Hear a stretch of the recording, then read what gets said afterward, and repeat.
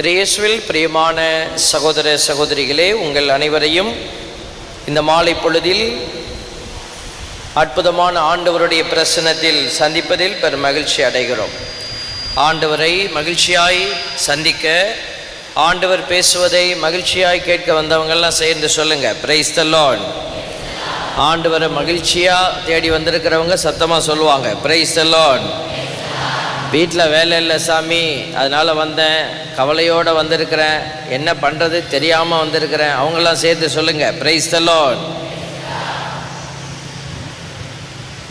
என்ன பண்ணுறதுன்னு தெரியாமல் வந்துட்டீங்க, சரி, ஆண்டவர் நீங்கள் என்ன செய்யணும்னு உங்களுக்கு சொல்லி கொடுப்பார், பிரைஸ் தி லார்ட். அன்பார்ந்த ஒரு சமூகமாக நீங்கள் கூடி வந்திருக்கிறீங்க. ஃபாதர் இன்னைக்கு ஒரு அருமையான தலைப்பு கொடுத்துருக்கிறார். என்ன தலைப்பு தெரியுமா? அது நீ தாயா பேச போகிற, நீ தான் பார்த்துட்டு வந்திருக்கணும், பேச போகிறவங்க தானே பார்த்துட்டு வந்திருக்கணும், என்னட்டெல்லாம் கேட்கக்கூடாது அப்படின்னு சொல்லி நிறைய பேர் பார்க்குறீங்க. பாவ சங்கீர்த்தனம் அவசியமா, மனமாற்றம் மட்டும் போதுமா? இதுதான் ஃபாதர் தலைப்பு கொடுத்துருக்கிறார். இப்போ நீங்கள் என்ன நினைக்கிறீங்க? பாவ சங்கீர்த்தனம் வேணுமா? வேணுமா? ஆமாம் சாமி, எல்லாம் இருக்கிற போது அதையும் வச்சுக்கிட்டா நல்லது தானே, 10ஓட 1 11 இருந்துட்டு போட்டுமே அப்படின்னு நினைக்கலாம். பாவ சங்கீர்த்தனம் அப்படிப்பட்ட ஒரு விஷயம் அல்ல. நமக்கு மொத்தம் 9 அருட்சாதனம் இருக்குதா? 9 அருட்சாதனம் இருக்குதா? இருக்கு. கொஞ்சம் பேர் 7ங்கிறாங்க, கொஞ்சம் பேர் சாமியார் என்ன சொன்னாலும் அது சரியாக தான் இருக்கும்னு அவங்க போய் சாட் பார்த்துட்டே இருக்கிறாங்க. நம்ம நவநாள பக்தி முயற்சியை முடிச்சிட்டோம், நமக்கு மோட்சம் திறந்திருக்குது, அதனால் எதை பற்றியும் கவலைப்பட வேண்டாம் அப்படின்னு நம்ம உட்கார்ந்துருக்கிறோம். அப்படி இருக்கக்கூடாது. ஆண்டவரோட இருக்கிறவங்களாம் சேர்ந்து சொல்லுங்கள், பிரைஸ் தி லார்ட். வீட்டில் இருக்கிறவங்க மட்டும் சொல்லுங்கள், பிரைஸ் தி லார்ட். எங்கே தான் இருக்கிறீங்க? வீட்டில் இருக்கிறீங்களா, இங்கே இருக்கிறீங்களா? சரி, எல்லாம் இங்கே வந்துருங்க. ஏன்னா இது ரொம்ப முக்கியமான தலைப்பு. இந்த தலைப்பை இந்த மாதிரி கிறுக்கு பையன் தான் ஒழுங்காக பேசுவாங்க அப்படின்னு கூப்பிட்டுருக்கிறார். ஒத்துக்கிறவங்க சொல்லுங்கள், பிரைஸ் தி லார்ட். பார்த்தீங்களா, நம்மளை கிறுக்கு பையன்ற எவ்வளோ பேர் ஒத்துக்கிறாங்க. அதுக்கு மட்டும் சத்தம் பெருசாக வருது. சாமியாரை சொல்லணுன்னா அதில் ஒரு சந்தோஷம். பரவாயில்ல. அன்பு பிள்ளைகளே, இன்னைக்கு ஆண்டவர் ஒரு பிள்ளைகளுக்கு ஒரு கட்டளை கொடுக்குறாரு. நீங்கள் எவருடைய பாவங்களை மன்னிப்பீர்களோ அவை மன்னிக்கப்படும், எவருடைய பாவங்களை மன்னியாது விடுவீர்களோ அது மன்னிக்கப்படாது அப்படின்னு. அப்போ எவ்வளோ பெரிய கட்டளையை இயேசு கொடுத்திருக்கிறார். அப்போ இயேசு கொடுத்த கட்டளை வெறுமையாய் போக முடியாது. இன்னைக்கு திருப்பலி, அது யார் கொடுத்த கட்டளை? ஆண்டவராக இயேசு கொடுத்த கட்டளை. அதனால தான் அதை இவ்வளவு அழுத்தமாக நம்ம செய்து கொண்டு இருக்கிறோம், டெய்லி பூச வைக்கிறோம். அப்போது இந்த பாவ மன்னிப்பினுடைய அடையாளமும் இந்த திருச்சபையில் மிக முக்கியமான இடம் வகித்திருக்கிறார். அதை நாம் எப்படி அணுகி கொண்டிருக்கிறோம் அப்படிங்கிறது இன்றைக்கி அலசி பார்க்கணும். யார் அலசி பார்க்கணும்? இங்கே வந்திருக்கிற எல்லாருமே.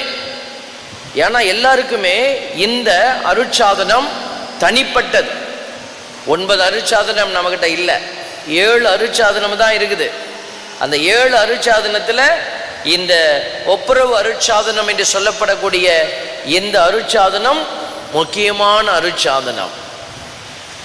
இந்த அருட்சாதனம் தேவைதானா அப்படின்னா கண்டிப்பாக தேவை.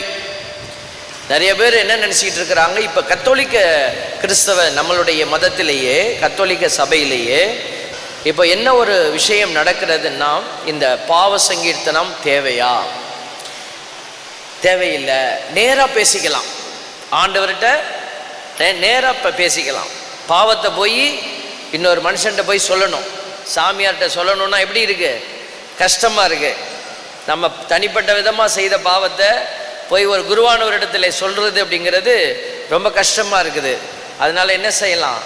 ஆண்டவர்கிட்ட நேராக சொல்லிக்கலாம் அப்படின்னு, நேராக சொல்லிக்கலாம் அப்படின்னு இன்றைக்கி நிறைய பேர் பாவ சங்கீர்த்தனம் பக்கம் வரதே இல்லை. பல வருடங்களாக பாவ சங்கீர்த்தனம் செய்யாமல் இருக்கிறவங்க இருக்கிறாங்க. Praise the Lord. Praise the Lord. நான் எப்பெல்லாம் பிரைஸ் தி லார்ட் சொல்லணும், அப்போ நீங்களும் ஒரு பிரைஸ் தி லார்ட் சொல்லணும். சொல்லலாமா? இது கெட்ட வார்த்தையா? கெட்ட வார்த்தையா நல்ல வார்த்தையா? நல்ல வார்த்தை. ஆனால் ஒரு சிலரால் சொல்ல முடியாது. யாரால் இது சொல்ல முடியாது? கடவுளை யாரால் புகழ முடியாது? பிசாசு யார் உள்ளே உட்கார்ந்துருக்கோ அவனால் சொல்ல முடியாது. அதனால தான் பார்த்தீங்கன்னா நிறைய பேரை நான் அப்படி பார்த்துக்கிட்டே இருக்கிறேன்னா, அவங்க இங்கே பார்க்குறாங்க, அங்கே பார்க்குறாங்க, அங்கே பார்க்குறாங்க, அங்கே பார்க்குறாங்க. ஒருமுகப்படுத்துதல் இல்லை. பிசாசு என்ன செய்வான்? இது ரொம்ப முக்கியமான தலைப்பு, இதை கேட்காதபடி உங்களை வெளியே கொண்டு போயிடுவான். அதனால் நீங்கள் வெளியே இருக்காதபடி பார்த்து கொள்ளுங்க. எல்லாரும் அப்படியே கண்களை மூடுங்களை பார்ப்போம். அப்படியே கண்களை மூடி கரங்களை மார்பில் வைங்க. பரிசுத்த ஆவிகிட்ட நம்ம சிறிய ஜெபத்தை ஏறெடுப்போம். பரிசுத்த ஆவியானவரே, இந்த சிறப்பான இடத்தையும் இந்த ஆலயத்தையும் இந்த அரங்கத்தையும் இங்கே கூடி நிற்கிற எல்லா பிள்ளைகளையும் ஆசீர்வதிங்க ஆண்டவரே. இந்த இடத்துல நம்முடைய ஆவியின் வல்லமை நிரம்பட்டும், நம்முடைய இரக்கத்தின் ஆவி நிரம்பட்டும். பிள்ளைகள் எல்லோருக்கும் வல்லமையான இந்த வார்த்தையினுடைய இந்த அருட்சாதனத்தினுடைய ஆசீர்வாத கிருபை கடந்து செல்வதாக. எல்லோரும் பரிசுத்த ஆவியே என்னை நிரப்புங்கப்பான்னு கேளுங்க. வல்லமையின் ஆவியானவர் என்னை தொடுங்கப்பான்னு கூப்பிடுங்க. இந்த வார்த்தை ஆண்டவர் எனக்கு கொடுக்க போகிற வார்த்தை, ஆண்டவர் எனக்கு கொடுக்கிற அருட்சாதனத்தினுடைய அடையாளத்தை நாங்கள் புரிந்து கொள்ள எங்களுக்கு ஆற்றல் கொடுங்க தகப்பனே. பரிசுத்த வல்லமையின் ஆவியானவர் இங்கே இருக்கிற எல்லோரையும் நிறைத்து ஆசீர்வதிப்பீராக. இந்த அருட்சாதனத்தை புரிந்து கொள்ள முடியாத நிலையில் எங்களை மூடி வைத்திருக்கிற, தீமையின் அதிகாரத்துக்குள் சிக்க வைத்திருக்கிற பிசாசின் எல்லா தந்திரங்களையும் தேவரீர் முறியடிப்பீராக. உம்முடைய தெய்வீக கரத்திலே எங்கள் ஒவ்வொருவரையும் ஒப்பு கொடுத்து ஜெபிக்கிறோம். ஜெபம் கேளும் நல்ல பிதாவே, ஆமேன். எல்லோரும் சொல்லுவோம் ஆமேன். பாவ அறிக்கை செய்யப்பட வேண்டுமா? பாவ சங்கீர்த்தனம் தேவையா? மனமாற்றம் மட்டும் போதுமா? கண்டிப்பாக மனமாற்றம் வேண்டும். அது எதன் வழியாக தேவைப்படுகிறது? மனமாற்றம் எதன் வழியாக எடுத்து செல்லப்படுகிறது அப்படின்னு பார்த்தா இந்த அருட்சாதனங்கள் வழியாகத்தான். அதில் ஒரு முக்கியமான அருட்சாதனம் தான் இந்த ஒப்புரவு அருட்சாதனம், பாவ சங்கீர்த்தனம் அப்படி சொல்கிற காரியம். சாலமோனின் ஞான நூல் சொல்லுகிறது, 7வது அதிகாரம் 28வது இறைவசனம் என்ன சொல்லுது? ஞானத்தோடு வாழ்கின்றவர்கள் மீது, பார்த்தீங்களா, ஞானத்தோடு வாழ்கின்றவர்கள் மீது அன்பு செலுத்துவது போல வேறு எதன் மீதும் கடவுள் அன்பு செலுத்துவதில்லை. அப்போ ஞானத்தோடு நம்ம வாழணும், அப்பதான் கடவுள் நம்ம மீது அன்பு செலுத்துவார். அப்போ இந்த ஞானம் எங்கே குடிகொள்கிறது? பாவம் இல்லாத இடத்துல தான் ஞானம் குடிகொள்ளும். பாவம் இருக்கிற இடத்துல ஞானம் இருக்க முடியாது. அப்போ இந்த பாவத்தை நம்ம என்ன செய்யணும்? களைந்து விட்டு ஆசீர்வாதத்திற்குள்ளே கடந்து வர முயற்சிக்க வேண்டும்.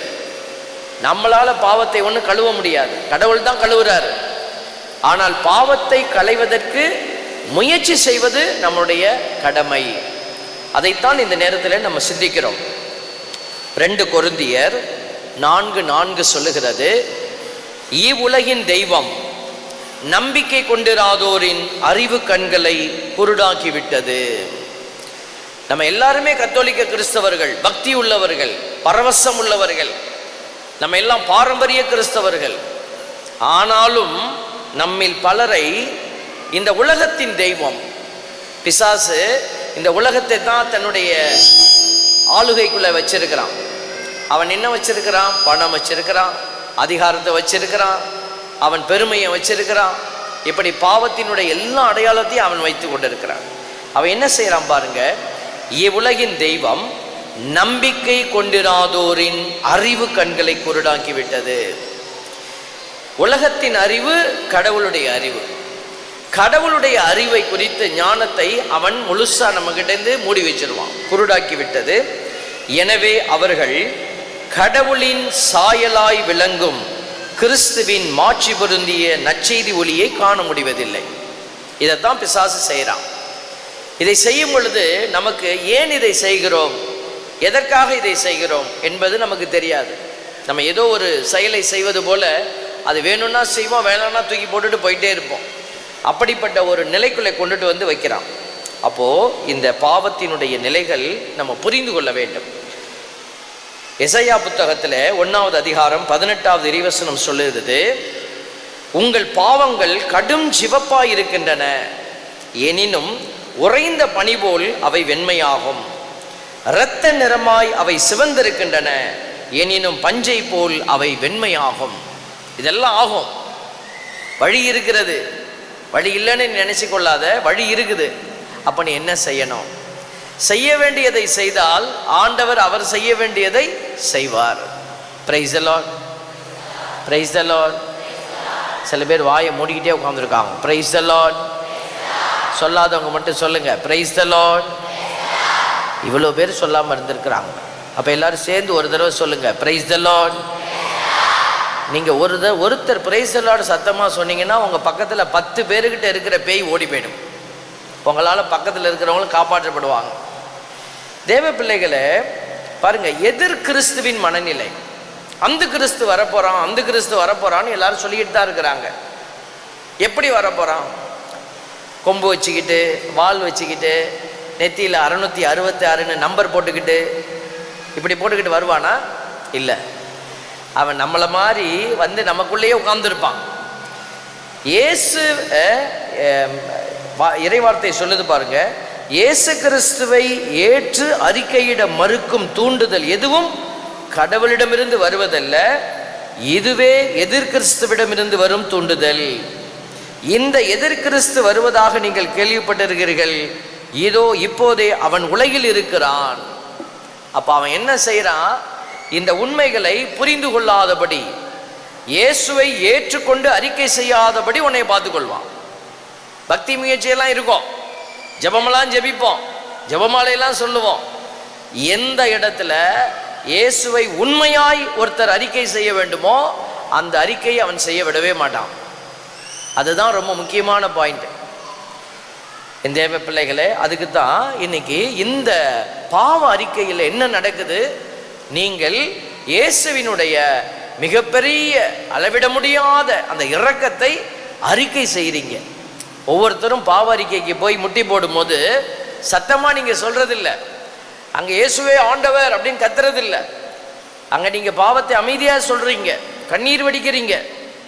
அந்த இடத்துல என்ன நடக்கிறது அப்படின்னா, இயேசு கிறிஸ்துவினுடைய அளவிட முடியாத, எப்படி விண்ணகமும் பூமியும் வானமும் பூமியும் பறந்து விரிந்து கிடக்குதோ அதே போல இருக்குதான் கடவுளுடைய பேரன்பு.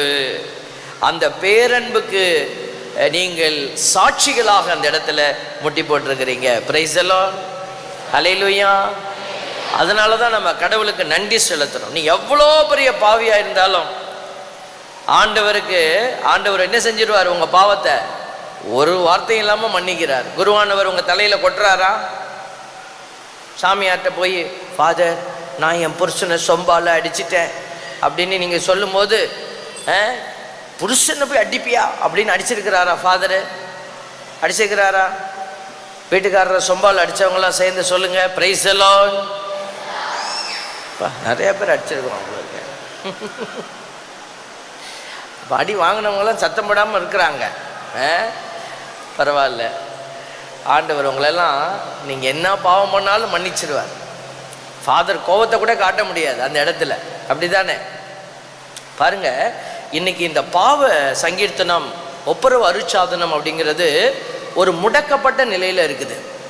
ஒரு பொய்த்தனம் அதுக்குள்ளே வந்துருச்சு. அதில் பல்வேறு விதமான பிரச்சனைகள் உள்ள கிடக்கு. பாவ சங்கீர்த்தனத்துக்கு மக்கள் போகிறதே இல்லை.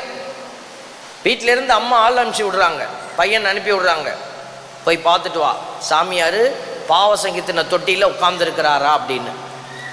சாமியார் அரை வீட்டிலேருந்து ஆல்டர் பாய் பீட பணியாளர் அனுப்பிச்சி விடுறாரு, டாய் போய் யாராவது வந்து வரிசையில் நிற்கிறாங்களான்னு பார்த்துட்டு வாடா அப்படிங்கிறார். 2 பேரும் பார்த்துட்டு வராங்க, எம்டியாக போயிடுது. பாவ சங்கீர்த்தனம் நடக்கிறது இல்லை. இவனும் வந்து இல்லைங்கிறான், அவனும் வந்து இல்லைங்கிறான், 2 பேரும் வீட்டில் உட்காந்துருக்கோம் ஜம்முன்னு. பார்த்தீங்களா? இன்னைக்கு பாவ அறிக்கையினுடைய ஒரு ஆழமான நிலை புரியப்பட வேண்டும். பைபிள் சொல்லுது பாருங்க, விவிலியத்திலேருந்து தான் நிறைய பேசுகிறோம். இதுக்கு மேலேயும் உங்களை யாராவது கன்வின்ஸ் பண்ண முடியுமா? எங்களுக்கு தெரியல. இந்த டாப்பிக்கே ஒரு கன்வின்சிங் டாபிக் தான். பாவரிக்கை நம்ம செய்யணுமா, செய்யாமல் நேராகவே பண்ணிக்கலாமா? நிறைய பேர் இன்னைக்கு சபையாருடைய இடையூறுகள் நம்மளிடத்துல நிறைய வந்துருச்சு. அவங்க வந்து கேட்குறாங்க, ஏன் உங்கள் இதில் இதை வச்சுருக்கிறீங்க? என் வீட்டில் என்ன இருக்கணும்னு நான் யோசிக்கிறேன். அடுத்த வீட்டில் எல்ஜி டிவி வச்சுருந்தா நீ எல்ஜி டிவி வாங்கி வைக்கணும்னு இருக்குதா? உனக்கு பிடிச்சது சாம்சங், அதை நீ வாங்கி வச்சுக்கிற. அடுத்த வீட்டுக்குள்ளே என்ன இருக்கணும்னு அவங்க விரும்புகிறத அவங்க வாங்கி வைக்கிறாங்க. கத்தோலிக்க திருச்சபைக்குள்ள என்ன இருக்கணும்னு என் திருச்சபை எனக்கு கற்றுக் கொடுக்குது. இந்த வீட்டினுடைய அதிகாரிகள், எனக்கு முன்னாடி இருந்த என் தாத்தா பாட்டி மூதாதையர்கள் எனக்கு வகுத்து கொடுத்த திட்டத்தின்படி நம்ம வாழ்ந்துகிட்டு இருக்கிறோம். திடீர்னு வந்து பக்கத்து வீட்டுக்காரர் வந்து இதெல்லாம் நீ ஏன் வச்சிருக்கிற அப்படின்னு கேட்டால் நம்மளால குழம்பி போயிடுறான். கத்தோலிக்க திருச்சபை கற்பித்திருக்கிற சத்தியங்களை நம்ம நம்புறோம். அது என்னுடைய வீடு, என்னுடைய குடும்பம். அப்போ இந்த கத்தோலிக்க திருச்சபை கொடுத்திருக்கிற அற்புதமான அடையாளத்தில் ஒரு மிக முக்கியமான அடையாளம் எது? இந்த பாவ சங்கீர்த்தனம், ஒப்புரவு அருட்சாதனம். ஒத்துக்கிறவங்க சொல்லுங்க பிரைஸ் தி லார்ட். நல்ல கரம் உயர்த்தி சொல்லுங்க பாப்போம், பிரைஸ் தி லார்ட். நீ என்ன சொன்னாலும் ஒத்துக்க முடியாது சாமி, பிரைஸ் தி லார்ட். எதிரி இங்கே தான் இருக்கான், இந்த பின்னாடி தான் உட்காந்துருக்கான். என்ன சொன்னாலும் நம்ம எதிர்த்து சொல்லிக்கிட்டே இருப்போம், சாமியார் விடப்படாது அப்படி. பரவாயில்ல, சின்ன பிள்ளைங்க ஆர்வமாக இருக்கிறாங்க. எண்ணிக்கை நூலில் 5வது அதிகாரம் 26வது இறைவசனத்தில் நம்ம பார்க்குறோம் பாருங்க. உன் பாவங்களை அறிக்கையிட வெட்கப்படாதே, ஆற்றின் நீரோட்டத்தை தடை செய்ய முயலாதே அப்படிங்கிற ஒரு இறைவசனம் பைபிள்ல இருக்கிற. உன் பாவங்களை அறிக்கையிட வெட்கப்படாதே. எண்ணிக்கை 5:7 சொல்லுது, அவர்கள் தாங்கள் செய்த பாவத்தை அறிக்கையிட வேண்டும், தீங்கிழைக்கப்பட்டவனுக்கு அத்துடன் 5இல் 1 பங்கை கூட்டி கொடுக்க வேண்டும். இதெல்லாம் பழைய ஏற்பாட்டில் இருக்குது. நம்ம புதிய ஏற்பாட்டு காலத்தில் தாண்டி வந்துட்டோம். பழைய ஏற்பாட்டிலேயே இந்த பாவத்தை அறிக்கை செய் அப்படிங்கிற வார்த்தையை நம்ம பார்க்குறோம். இவ்வளோத்தையும் நம்ம திருச்சபை வந்து திடீர்னு ஒரு ராத்திரி கனவு கண்டுக்கிட்டு பாப்பரசர் உடனே இந்த ஒப்புரவு அருட்சாதனத்தை வச்சுக்கப்பா அப்படி சொல்லலை. நம்ம எங்கிருந்து எடுக்கிறோம்? நம்மளுடைய ரூட்டு, பாரம்பரியம்னு சொல்கிறோமே, அது ரூட் எங்கே? அந்த வேர் எங்கே ஓடுகிறது? பழைய ஏற்பாட்டினுடைய வழிபாட்டு முறையிலிருந்து வருகிறது. பாருங்க, அங்கிருந்து தான் இது நமக்கு கிடைக்கிறது. திருப்பாடல் 32:3 என்ன சொல்லுது பாருங்க. என் பாவத்தை அறிக்கையிடாதவரை நாள் முழுவதும் நான் கதறி அழுததால் என் எலும்புகள் கலன்று போயின. குணம் கிடைக்கல. என் பாவத்தை நினைச்சு நான் கதறி அழுதுகிட்டு இருந்தா என்ன கிடைக்கும்? எலும்பெல்லாம் கலண்டு போயிடும், வியாதி அதிகமாகும், வெறுமை அதிகமாகும். அப்போ நான் அறிக்கையிடாதவரை, அப்ப என்ன செய்யணும்? நான் அறிக்கை செய்யணும். தானியேல் நூல் 9:4 சொல்லுது, என் கடவுளாகிய ஆண்டவர் முன் என் பாவங்களை அறிக்கையிட்டு நான் மன்றாடியது. பார்த்தீங்களா? அறிக்கையிட்டுனா என்ன? அறிக்கைனாலே வாயை திறந்து சொல்றது, வாயை திறந்து போய் ஒருத்தர்கிட்ட சொல்றது, ஒரு விஷயத்தை சொல்றது, அதுக்கு பேர் தான் அறிக்கை. மனசுக்குள்ள வச்சுக்கிட்டு இது பேர் அறிக்கையா? ஒரு அரசன் சொல்றான், ஒரு வேலைக்காரனை கூப்பிட்டு போய் அந்த ஊர் மக்கள்கிட்ட இந்த அறிக்கையை சொல்லிட்டு வான். இந்த வேலைக்காரன் போய் என்ன செய்யணும்? போய் சத்தமா சொல்லணும், ராஜாவோட இது விஷயம் இதுதான் அப்படி சொல்லணும். அதான் அறிக்கை. அவன் போய் மனசுக்குள்ள வச்சுக்கிட்டு எல்லாரும் என்னைய பார்த்துட்டியா, ராஜா என்னைய கூட்ட அனுப்பி விட்டார் அப்படின்னு, அது அறிக்கை இல்லை. வாயை திறந்து பேசணும். அப்போ வாயை திறந்து நீ அறிக்கை செய்வது தான் இந்த பாவ சங்கீர்த்தனத்தினுடைய ஒரு அடையாளமா இருக்கிறது. பாருங்க, இது இந்த வார்த்தையெல்லாம் எத்தனை இடத்துல வந்துட்டு இருக்கு பாருங்களேன். இறைவன் மீது அன்பு கொண்டு உம் கட்டளைகளின்படி நடப்பவர்களுடன் நீர் செய்து கொண்ட உடன்படிக்கையை காத்து அவர்களுக்கு பேரன்பு காட்டுகிறீர். இது யாருக்கு பேரன்பு காட்டுவார்? அறிக்கை செய்கிற பிள்ளைகளுக்கு அவர் பேரன்பு காட்டுகிறார். லேவியர் புத்தகம் 5வது அதிகாரத்தில் 5, 6, 7 இறைவசனத்தை பார்க்கிறோம். மேற்குறிப்பிட்டவைகளில் அவர் தவறிழைத்தவராக காணப்படும் பொழுது தாம் இழைத்த குற்றத்தை அறிக்கையிட்டு பாவம் போக்கும் பலிப்பொருளை ஆண்டவருக்கு கொண்டு வர வேண்டும். பார்த்தீங்களா? என்னென்ன கொடுக்கணும்? ஆட்டுக்குட்டி, புறா அப்படி நிறைய சொல்லியிருக்கிறாங்க. பாவம் நீக்கும் பலி ஒப்பு கொடுக்கணும். அவர் தம் குற்றப்பழியை அகற்ற ஆட்டுக்குட்டி கொண்டு வர இயலாதிருந்தால் ஒரு காட்டு புறாக்களையோ புறா குஞ்சுகளையோ கொண்டு வந்து ஒன்றை பாவம் போக்கும் பலியாக மற்றொன்றை எரிபலியாக ஆண்டவருக்கு செலுத்த வேண்டும். அப்ப பாருங்க, இன்னைக்கு பலி செலுத்தி இருக்கிறாங்க. அறிக்கை செய்து, பாவத்தை அறிக்கை செய்து அதனுடைய அடையாளமாக அவங்க பலியை செலுத்தி தங்கள் பாவத்தை அவர்கள் ஒத்துக்கொண்டிருக்கிறார்கள். பழைய ஏற்பாட்டில் பாவத்தை நம்ம மனசுல வச்சுக்கிறோம், போய் 2 உண்டியல்ல காசை போட்டோம்னா எல்லாம் சரியா போயிடும். இல்லை, அதனுடைய வளர்ச்சியை பாருங்க. நீதிமொழிகள் 28:13 சொல்லுகிறது, தம் குற்றப்பழிகளை மூடி மறைப்பவரின் வாழ்க்கை வளம் பெறாது. நம்ம நினைச்சுக்கிட்டு இருப்போம், நம்ம மூடி மறைச்சிக்கலாம், நம்ம பாவத்தை சொல்லலைன்னா ஒன்றும் பிரச்சனை இல்லை, கடவுள் என்ன கண்ணை நோண்டிட போறாரா? பாருங்க, அழகா சொல்லிருக்கு நீதிமொழி. இதை யார் உணர்வாங்க? ஞானத்தோடு இருக்கிற பிள்ளைகள் உணர்வாங்க. இங்கே கூட நான் பார்க்குறேன், நிறைய பேரை பார்க்குறேன், அவங்களால ஞானத்தோடு இருக்க முடியல இந்த இடத்துலையே. அவங்களுடைய பலவீனம், அவங்க விளையாண்டுக்கிட்டு இருக்காங்க, குழந்தைகளோட பேசிகிட்டு இருக்கிறாங்க. பாருங்க, பிசாசு எப்படியெல்லாம் நம்ம ஏமாற்றி கொண்டு இருக்கிறான்னு பாருங்களேன். இந்த இடத்துலையே நம்மளால ஒரு கருத்தை குறித்து தியானிக்க முடியல அப்படின்னா உலகத்திற்குள்ள நம்ம போய் எப்படி தியானிக்க முடியும்? அப்போ நம்ம ஏமாந்து போகிறோம். நிறைய பேரை ஏமாற்றி கொண்டே இருக்கிறான் பிசாசு. இப்போ நான் உங்களிடத்தில் கேட்கிறேன், உங்களுக்கு முதலில் உங்கள் மீது இரக்கம் இருக்கிறதா? ஃபர்ஸ்ட் கேள்வி இதுதான். உங்களுக்கு முதல்ல உங்க மேல இரக்கம் இருக்கணும். உங்க ஆத்மா ஆண்டவர்கிட்ட போகணும். உங்க ஆத்மா ஆண்டவர்கிட்ட போகுமா? இன்னைக்கு இரவு நீங்கள் இறந்தால் உங்க ஆத்மா எங்க போகுது? நான் சாமியாரு, நான் என்னுடைய ஆத்மா நேர மோட்சத்துக்கு தான் போகணும் என்னால் உறுதியாகி சொல்ல முடியுமா? நீங்க என்ன சொல்றீங்க? சாமியார்லாம் இன்னைக்கு செத்தா மோட்சத்துக்கு போவாங்களா, நரகத்துக்கு போவாங்களா? எங்க போவாங்க? அவங்கெல்லாம் நரகத்துக்கு தான் போவாங்க. நீங்க அமைதியா இருக்கிறத பார்த்தா அப்படிதான் சொல்றீங்க. மோட்சத்துக்கு இது அவரவருடைய கையில் இருக்கிறது, அப்படித்தானே? எங்ககிட்ட நாங்க எப்படி சாமி சொல்ல முடியும்? அவருக்கு தான் தெரியும். ஆமா, அதே மாதிரி தான் உங்களுக்கு நாங்க சொல்றோம். உன் ஆத்மா நரகத்துக்கு போகுமா மோட்சத்துக்கு போகுமான்னு நீங்க இன்னைக்கு சொல்ல முடியணும். கடவுள் அதுக்கு தான் பிள்ளைகளை வழிவகைகளை செஞ்சு வச்சுட்டார். எல்லா விருந்தும் ஏற்பாடு செய்தாய், ரெடியா இருக்குது, வந்து சாப்பிடு, உடம்ப பார்த்துக்கோம் அப்படின்னு ஆண்டவர் கூப்பிடுறாரு. ஆனா நம்ம என்ன செய்யறோம்? எனக்கு வேற வேலை இருக்குது, எனக்கு அந்த கவலை இருக்கு, இந்த கவலை இருக்குது. அவர் ஆத்மாவை அன்பு செய்கிற ஆண்டவர். Praise the Lord. ஆத்மாவை நேசிக்கிறார், ஆவி பொழிகின்றார், ஜீவனுள்ள நாட்கள் எல்லாம் கிருபை உன்னை தொடரும். ஜீவனுள்ள நாளெல்லாம் கிருபை உன்னை தொடர்ந்துகிட்டே இருக்கும். ஆனா நீ கிருபையை தொடர்ந்து வரியா? யோவான் செய்தி 15:4 ஆண்டவர் சொல்றாரு, நான் உங்களோடு இணைந்திருப்பது போல நீ என்னோட இணைந்திரு. செடி, இயேசுதான் செடி, நம்மெல்லாம் கொடி, அதோட இணைந்திருக்கிற கொடி.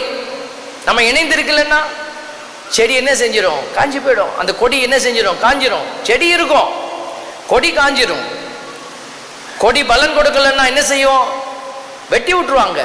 இந்த இந்த இந்த கிளை சரியாவே கொடி பலன் கொடுக்கல, அதை வெட்டிடுவாங்க. ப்ரூனிங்னு சொல்லுவாங்க. ஆண்டவர் பலன் கொடுக்கல முடியாத எல்லா கொடிகளையும் தரித்தெறிய போகிறார். அப்ப நம்ம என்ன செய்யணும்? இணைந்து இருக்கணும், உண்மையா இணைந்து இருக்கணும். அதுக்கு தான் ஆண்டவர் நமக்கு கற்றுக் கொடுக்கிறார். பிள்ளைகளே, ஆண்டவர் சொல்றார் பாருங்க, திருப்பாடல் 32:5, என் பாவத்தை உம்மிடம் அறிக்கையிட்டேன், என் தீச்செயலை நான் மறைத்ததில்லை, ஆண்டவரிடம் என் குற்றங்களை ஒப்புக்கொள்வேன் என்று சொன்னேன். இதெல்லாம் நான் திருப்பாடல் ஆசிரியர் சொல்றாரு. சொன்ன உடனே என்ன நடந்துச்சு? நீரும் என் நெறிக்கேட்டையும் பாவத்தையும் போக்கினீர். சும்மா உட்கார்ந்து இருக்கிறவனுக்கு அது நடக்காது.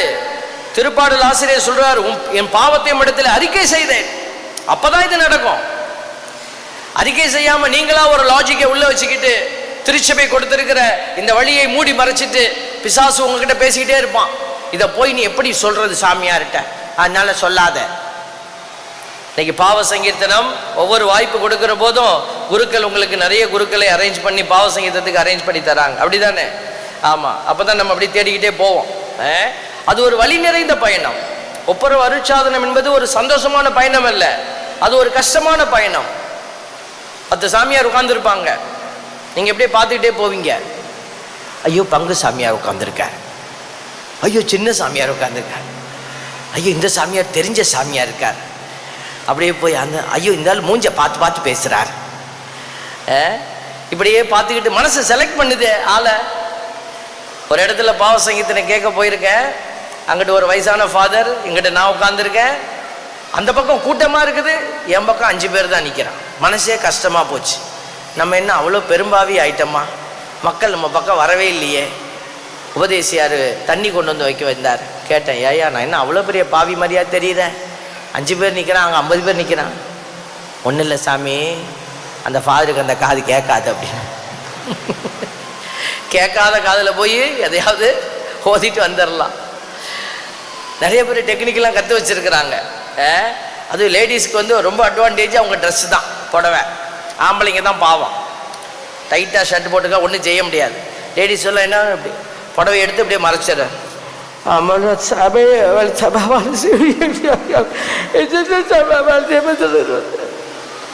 ஒரு இளவும் புரியாது. நான் ஆவியானவர்கிட்ட சொல்லுவேன், ஆண்டவரே இந்த மொழி என்ன மொழின்னே தெரியலப்பா, இந்த மொழி உங்களுக்கு புரிஞ்சா மன்னிச்சு விட்ருங்க. நாங்கள் அந்த நேரம் ஒன்றும் டிஸ்டர்ப்லாம் பண்ணுறதில்லை. ஓகே. சில பேர் வந்தால் அந்த ஊருப்பட்ட கதையை எடுத்துருவாங்க. 1975 எனக்கு கல்யாணம் நடந்துச்சு. ஐயோ 75 ஆரம்பித்து 2025 எப்போ வந்து முடிக்கிறது? இந்த மனுஷனை கட்டிக்கிட்டதுலேருந்து என் வாழ்க்கையில் ஒரே பிரச்சனை தான் சாமி. இந்த மனுஷன் எங்களை புரிஞ்சிக்கவே இல்லை சாமி. நாங்கள் என்ன குடும்பம் என்ன கோர்ட்டா நடத்திட்டு இருக்கிறோம். அது பாவ சங்கீதம். அப்புறமா ஒரு 5 நிமிஷம் பேச விட்டுவிட்டு, சரி இப்போ என்னதான் உன் பிரச்சனை? வீட்டுக்காரு மோசமான ஆளு எல்லாம் ஓகே தான், இப்போ பிரச்சனை தான் என்ன? இல்லை இந்த மனுஷன் இப்படியெல்லாம் இருக்கும்போது 2 பாவம் பண்ணியிருப்பேன், அது பொல்லாத்த பேசியிருப்பேன் ஜாமி, அவ்வளோதான். இது அப்பயே சொல்லிட்டு போயிருக்கலாம். நீ நியாயப்படுத்துதல், நியாயப்படுத்துதல் நிறைய நடக்கும். சில பேர் பாவத்தையே சொல்ல மாட்டாங்க, அவங்களுடைய பிரச்சனையே சொல்லிட்டு இருப்பாங்க. சாமி 1 மாசமா இடுப்பு கடுக்குது சாமி. அப்போனா இனிமேல் பங்கு சாமியார் ஊசியோட தான் உட்காந்துருக்கோம். 1 மாசமா தெரியல சாமி, இடுப்பு கடுக்கு சாமி, முட்டி போட முடியல, காலு கூட ஒரு மாதிரி கடுத்துட்டே இருக்கு சாமி, என்ன செய்யறதுன்னு தெரியல. இப்போ நான் என்ன செய்யறேன்? பாவ சங்கீர்த்தனா எப்படியெல்லாம் இன்னைக்கு பலவீனப்பட்டு கிடக்குது பாருங்களேன். தேவ பிள்ளைகளை, மக்கள் சரியாக விஷயத்தை புரிந்து கொள்ளாதபடி எப்படி அந்த ஒரு கொடை, கடவுள் கொடுத்திருக்கிற மிகப்பெரிய அருட்சாதன கொடை அப்படியே நீர்த்துக்கிட்டு இருக்கு பார்த்தீங்களா, நீர்த்து போறதுன்னு சொல்லுவாங்க. அதனால தான் இது எவ்வளோ அழுத்தமானதுங்கிறத கடவுள் உங்கள் தந்தை வழியாக உணர்த்த விரும்பி இருக்கிறார். அதுக்கு தான் இந்த தலைப்பு பாருங்க. எண்ணிக்கை நூல்ல 5:6 சொல்லுது, இஸ்ரேல் மக்களிடம் சொல், மனிதர் ஆண்டவரை மீறி செய்யும் பாவங்களில் எதையும் ஒரு ஆணோ பெண்ணோ செய்து குற்றவாளியானால் அவர்கள் தாங்கள் செய்த பாவத்தை அறிக்கையிட வேண்டும். பார்த்தீங்களா, அறிக்கையிட வேண்டும். அப்புறம் தீங்கிழைக்கப்பட்டவனுக்கு அதுக்கு காம்பன்சேஷன் கொடுக்கணும், அதெல்லாம் பின்னாடி வருது. இதெல்லாம் பழைய ஏற்பாட்டில் நான் கொஞ்சம் தான் காட்டியிருக்கிறேன், இன்னும் நிறைய பேசலாம், நேரம் குறைவு. அதனால நீங்கள் போய் பைபிள் எடுத்து வாசிச்சு பாருங்க, உங்களுக்கும் இதெல்லாம் உள்ளதான் இருக்குது. நீங்கள் விசாரிட்டு அங்கிட்டு போய் அந்த ஆள் வந்து என்னென்னத்தையோ சொல்லிட்டு போயிட்டான், இதெல்லாம் பைபிளில் இருக்கிற மாதிரியே தெரியலன்னு சொல்லக்கூடாது. அதுக்கு தான் நாங்கள் பைபிள் வார்த்தையை சொல்லி சொல்லி சொல்கிறோம், எங்கே இருக்குது எங்கே இருக்குதுன்னு. நற்செய்திக்கு வந்து பாருங்களேன், மத்தேயு நற்செய்தி 3வது அதிகாரம் 6வது இறைவசனத்தில், அவர்கள் தங்கள் பாவங்களை அறிக்கையிட்டு யோர்தான் ஆற்றில் அவரிடம் திருமுழுக்கு பெற்று வந்தார்கள். சும்மா போய் திருமுழுக்கு கொடுப்பார்ல, பாவத்தை அறிக்கை செய்துட்டு அவங்க திருமுழுக்கு பெற்றார்கள். லூக்கா நற்செய்தி 15:21 சொல்லுறது பாருங்க. மகனோ அந்த ஊதாரி மைந்தன், அவன் அப்பாவை விட்டு விலகி போயிட்டான், பாவம் பண்ணிட்டான், திரும்பி வரான். வந்து என்ன சொல்றான் பாருங்க, அப்பா கடவுளுக்கும் உமக்கும் எதிராக நான் பாவம் செய்தேன், இனிமேல் நான் உம்முடைய மகன் எனப்பட தகுதியற்றவன். பாவத்தை அப்பா கிட்ட அறிக்கை செய்யறான். என்னென்ன பாவம் பண்ணுன கண்டிப்பா சொல்லியிருப்பான். அவர் சொன்ன வார்த்தை பாருங்க, ஒரு பாவம் என்பது முதலில் யாரை உங்களுடைய அன்பிலிருந்து விலக்குறதுன்னா கடவுளை விலக்குது. கடவுள் உங்களுடைய அன்பை விட்டு விலகி போயிடுறாரு, அதுக்கப்புறம் கடவுளால் இணைக்கப்பட்டிருக்கிற உறவுகள் எல்லாம் விலகி போயிடும். அதனாலதான் இன்னைக்கு வீடுகளில் சண்டை, ஒரு கணவன் மனைவிக்குள்ள ஒரு புரிதல் இல்லை, அன்புறவு இல்லை. 10 வருஷம் 20 வருஷம் 30 வருஷம் வாழ்ந்துகிட்டு இருக்கிறோம், ஜடமா வாழ்ந்துகிட்டு இருக்கிறோம். அன்பு உறவை கொடுக்க முடியல, என் கணவனை புரிந்து கொள்ள முடியல, என் மனைவியை புரிந்து கொள்ள முடியல, பிள்ளைகளை புரிந்து கொள்ள முடியல. காரணம் என்ன? உங்களிடையே இருந்து பிளவை ஏற்படுத்துவது எது? பாவம்.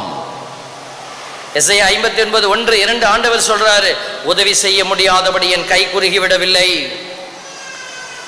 என் ஜெபத்தை கேட்க முடியாதபடி என் காதுகள் மந்தமாகி போய்விடவில்லை. உன் பாவங்களே, உன் தீச்செயல்களே உனக்கும் எனக்கும் இடையே பெரிய பிளவை ஏற்படுத்தி இருக்கிறது, என் திருமுகத்தை உனக்கு மறைத்து வைத்திருக்கிறது. பாருங்க, கடவுள் எவ்வளவு தெளிவா பேசிட்டார். அப்போ கடவுளுடைய ஆசீர்வாதத்தை பெற முடியாதபடி கத்திக்கிட்டு இருக்கிறோம். அன்றாட்டு பக்தி முயற்சி. இப்ப வேளாங்கண்ணிக்கு வேற சீசன் ஆரம்பிச்சிருச்சு, எல்லாரும் மாலை போட ஆரம்பிச்சிருவாங்க, அப்படிதானே? உங்க ஊர்லயும் உண்டா? மாலை போடுவீங்களா? எல்லா ஊர்லயும் உண்டு சாமி. மாலை போடாம எப்படி சாமி? இப்போ நான் சகாயமாதா கோயிலில் இருக்கிறேன் திருச்சியில். எனக்கு இப்போ எல்லாரும் பெரிய பிரச்சனையே என்னன்னா, மாலை போடு மாலை போடு மாலை போடு தான். உட்கார்ந்தா மாலை போடு. சாப்பிட்டுக்கிட்டு இருக்கிறேன், எடுத்து வாயை வைக்கிறேன், ஒருத்தர் எட்டி பார்க்குறான், என்னப்பா மாலை போடுன்னு சாமி, முதல்ல வாயில் போட்டுக்கட்டுமா அப்படின்னு. மாலை போட்டு நமக்கு மாலை போட்டுருவாங்க போல இருக்கு, அவ்வளோ பேர் மாலை போடுறாங்க. இப்போ மாலை போட்டதுனால சிஸ்டர் யாரு, பெண்கள் மாலை போட்டவங்க யாருன்னு தெரிய மாட்டேங்க, எல்லாம் சிஸ்டர் மாதிரியே வராங்க. அதே புடவை அதே சைஸில் போட்டுட்டு வராங்க. ஒரு அம்மா அதே மாதிரியே சிஸ்டர் மாதிரியே ஒரு செயின் வேற மாட்டிக்கிட்டு வந்துச்சு.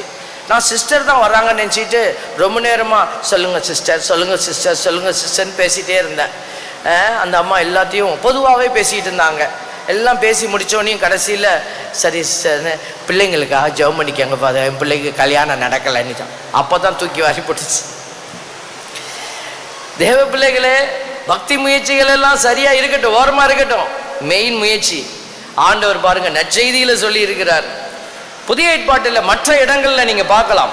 திருத்தூதர் பணியில் பாருங்க, திருத்தூதர் பணி சொல்லுது, என்ன சொல்லுது பாருங்க, நம்பிக்கை கொண்டோர் பலரும் தாங்கள் செய்த தவற்றை ஒப்புக்கொண்டு அறிக்கையிட்டனர். இது நீங்கள் நானே இன்னைக்கு புதுசா செய்யல, நீங்க இதை புதுசா செய்யுங்கன்னு இன்னைக்கு வந்த பங்கு சாமியார் உங்களுக்கு சொல்லல. இது ஆதியிலிருந்து இருந்த ஒரு அற்புதமான கிருபை, புரிந்து கொள்ள வேண்டும். திருத்தூதர் பணி 19:18 நம்பிக்கை கொண்டோர் பலரும் தாங்கள் செய்த தவற்றை ஒப்புக்கொண்டு அறிக்கையிட்டனர். திருத்தூதர் பணி 19:19 பார்த்தீங்கன்னா, மாய வித்தைகளை செய்து வந்த பலரும் தங்கள் நூல்களை கொண்டு வந்து அனைவர் முன்பாக அவற்றை சுட்டு எரித்தனர். அவற்றின் விலை 50,000 வெள்ளிக்காசு என்று கணக்கிட்டனர். இவ்வாறு ஆண்டவரின் வார்த்தை ஆற்றல் பொருந்தியதாய் பரவி வல்லமையுடன் செயல்பட்டது. பார்த்தீங்களா? யாக்கோபு 5:16 சொல்லுது பாருங்க, ஆகவே ஒருவருக்கொருவர் பாவங்களை அறிக்கை செய்து கொள்ளுங்கள், ஒருவர் மற்றவருக்காக இறைவனிடம் வேண்டுங்கள், அப்பொழுது குணமடைவீர்கள். இப்போ ஒருத்தருக்கு ஒருத்தர் சொல்லிக்கிட்டா கஷ்டம். அதனாலதான் திருச்சபை ஒரு குருவானவரை உங்களுக்காக நியமித்து அவரிடத்துல போய் நீங்க சொல்லுங்க, அறிக்கை செய்யுங்க. இந்த அறிக்கை செய்தல் என்பது எவ்வளவு இடத்துல இருக்குது பாருங்க. ஆண்டவருடைய வார்த்தை நமக்கு சொல்லிக்கிட்டே இருக்குது. நம்மளுடைய கத்தோலிக்க மதத்தில் catechism of the Catholic church, கத்தோலிக்க மறைக்கல்வியல்னு ஒரு நூல் இருக்கிறது.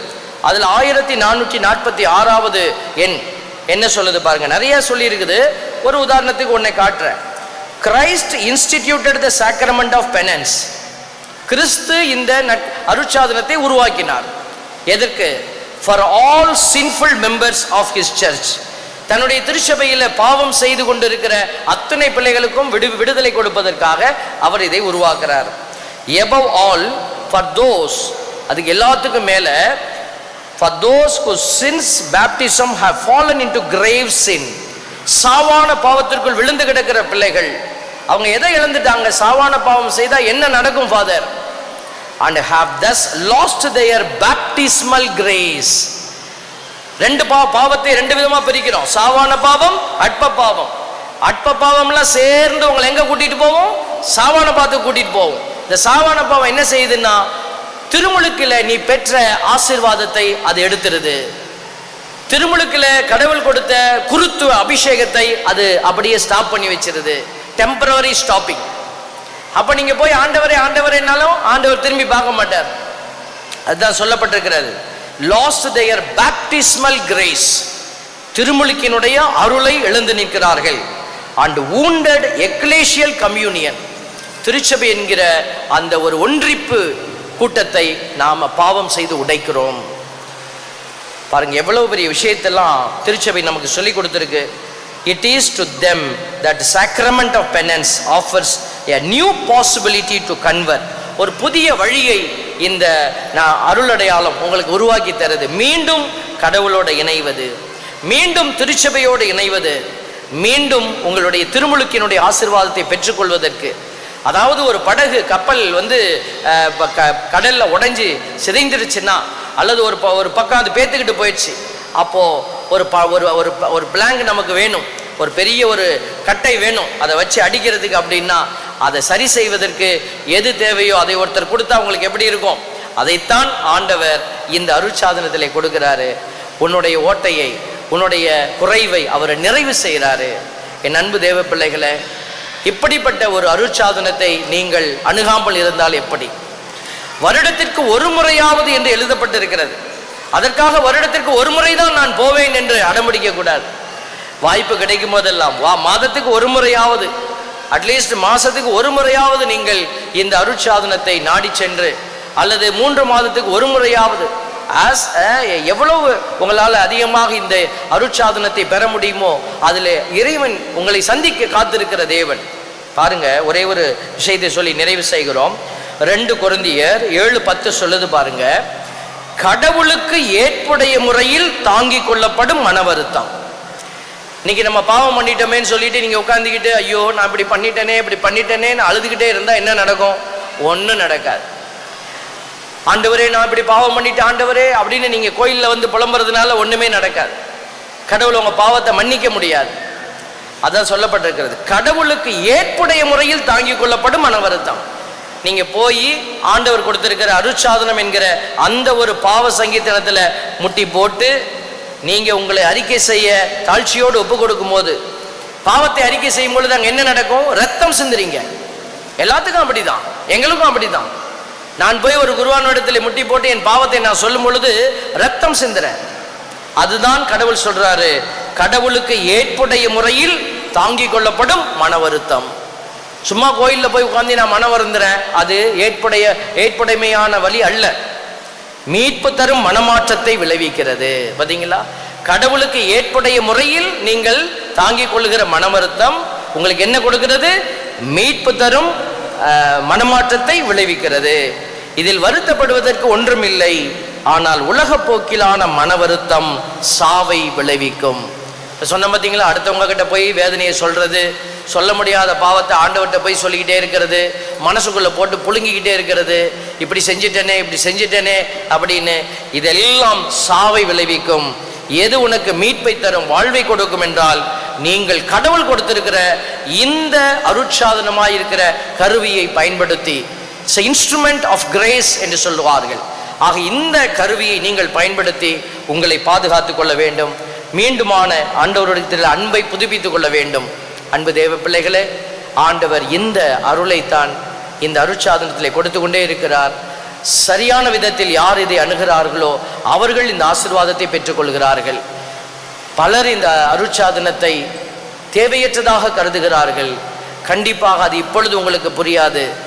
கடவுள் இந்த கத்தோலிக்க திருச்சபையில தான், கத்தோலிக்க பிள்ளைகளுக்கு தான் இந்த அற்புதமான ஆசீர்வாதத்தை கொடுத்திருக்கிறாரு. காரணம், நம்ம எல்லாரும் தெரிந்தெடுக்கப்பட்ட பிள்ளைகள், கடவுளுடைய பணியை செய்ய அழைக்கப்பட்டிருக்கிற பிள்ளைகள். அதனால நம்ம கடவுளோட எப்போதும் தொடர்புல இருக்கணுங்கிறதுக்காக கடவுள் நமக்கு இந்த அழைப்பை, ஆசீர்வாதத்தை கொடுத்திருக்கிறாரு. இதை உணர மறுக்கும் உள்ளமும், இதை ஏற்க மறுக்கும் உள்ளமும் தூய் ஆவியை இழந்த அடையாளத்தை வைத்திருக்கிறது. தூய் ஆவியானவர் ஆண்டவர் இயேசு கற்றுக் கொடுத்ததை நினைவூட்டுவார், அதை நோக்கி கடந்து செல்ல உங்களை தூண்டி எழுப்புவார். ஆகவே இந்த தூண்டுதல் உங்ககிட்ட இல்லை அப்படின்னா தூய் ஆவி உங்ககிட்ட இல்லைன்னு அர்த்தம். இயேசு கிறிஸ்துவினுடைய தூண்டுதலை உள்ளத்திலே பெற்று தூய் ஆவி கொடுக்கிற அழைப்பை உணர்ந்து ஆண்டவருடைய வழியில் நாம கடந்து சென்று சிறப்பாக இந்த பாவ சங்கீர்த்தனம், ஒருவேளை நீ பல வருஷமா நீங்க பண்ணலைன்னா பாவ சங்கீர்த்தனத்திற்கான வழிமுறைகள் உங்களுக்கு கொடுக்கப்படுகிற பொழுது ஓடி போய் நீங்க முட்டி போட்டு மனமிருந்தி ஆண்டவரை என்னை மன்னிச்சிடுங்கன்னு கேட்டா போதும், அவர் உன்னை எல்லா பாவத்திலிருந்து மீட்பார். பாவத்தை அறிக்கை செய்தால் மட்டுமே.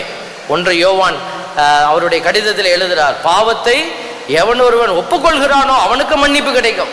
நான் பாவம் செய்யவில்லை என்று சொன்னால் அவன் பொய்யன், அவனிடத்திலே உண்மை இல்லை, இயேசு இல்லை, அவனுக்கு மீட்பும் கிடையாது. அதனால நான் பாவம் செய்யவில்லை என்கிற மனநிலையை ஓரமாய் வைத்துவிட்டு நான் பாவியாய் இருக்கிறேன் என்கிற மனநிலையை உணர்ந்து ஆண்டவருக்கு கொடுக்கிற மீட்பை பெற்று அவர் கொடுக்கிற நிறைவான ஆசீர்வாதத்தை உரிமையாக்கி கொள்வோம். இயேசு ஆண்டவர் உங்களுக்கு துணை செய்வார். ஆமென்.